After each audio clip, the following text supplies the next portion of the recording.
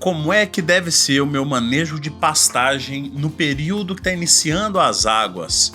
Pessoal, período de transição sempre é um período muito delicado, é um período onde oscila muito o consumo dos animais e tudo isso tem a ver com o pasto, porque o pasto ele passa a disponibilizar novas folhas. Era um período onde as folhas eram indigestíveis, os animais não queriam mexer com essas folhas e de repente passa a ter várias folhas novas, saborosas, que vêm através da brotação e os animais simplesmente esquecem o coxo. O que nós podemos fazer com o nosso pasto para minimizar esses problemas de transição e para me garantir um pasto de ótima qualidade para o período das chuvas? Quando eu estou transitando do período da seca para o período da chuva, uma coisa muito importante da gente fazer acontecer, que é a reserva, a altura de reserva do capim.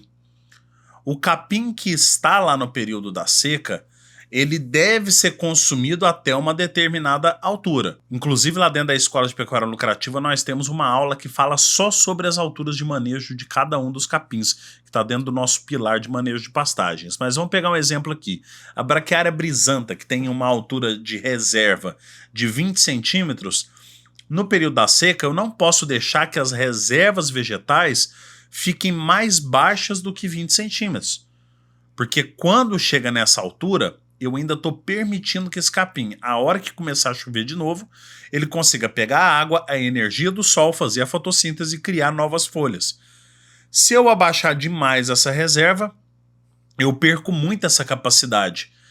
E aí, por que é importante a gente não perder essa capacidade? Porque uma das coisas mais importantes que a gente tem no início das águas é tempo de recuperação do capim. Quando meu capim leva 15 dias, 20 dias para recuperar a altura de manejo dele, ficar alto de novo, ser consumido pelos animais, né? A gente tem uma vantagem gigantesca sobre as ervas daninhas que poderiam estar crescendo ali também junto. Porque se elas crescerem antes do capim, elas tomam conta.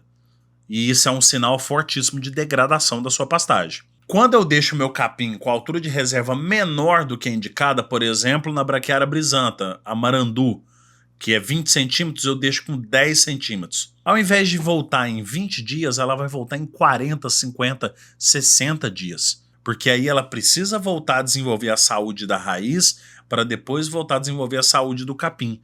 E a primeira fase de crescimento até ela bater os 20 centímetros é lenta. Alguns lugares vão crescer mais rápido, outros vão crescer mais lento.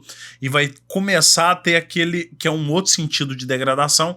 Um lugar cresce muito mais do que outro. E aí você começa a ficar desuniforme, o pastejo também passa a ficar desuniforme, porque os animais sempre vão preferir os brotinhos menores para poder comer. Vai chegar num ponto onde esses lugares que vão perdendo essa massa vegetal, cresce bastante erva daninha, cresce bastante praga ali no meio. E isso é um problema forte para nós. O que nós precisamos no período das águas? Capim crescendo, muita folha e com muito volume. De um certo lado nós temos a altura de reserva, que não pode deixar, não pode perder ela. E por outro lado nós temos a altura máxima do capim, que é a altura de entrada, né, que a gente fala. Toda vez que o capim atingir essa altura, tem que entrar animal ali. Não posso deixar passar desse ponto. Porque senão para de bater sol na base da planta e a planta começa a criar talos para poder jogar a folha mais para cima, para poder captar mais sol. Isso é uma forma inteligentíssima da planta sobreviver. Porque se de repente a planta fica com a base dela totalmente isenta de sol e ela não produz perfilhos lá embaixo, ela não tem energia nem para jogar a folha para cima. E aí começa a morrer tudo. Mas a planta não deixa isso acontecer, ela produz talo para empurrar para cima. Não é culpa da planta se o pecuarista está com um pasto cheio de talo lá na fazenda dele. A culpa é do pecuarista, que deixou crescer demais, passar do ponto. Recebi um comentário fantástico esses dias do produtor falando que não, que eu tô errado, que tem que deixar sementear sim, porque aí você consegue aumentar a lotação. Faça da forma que você quiser.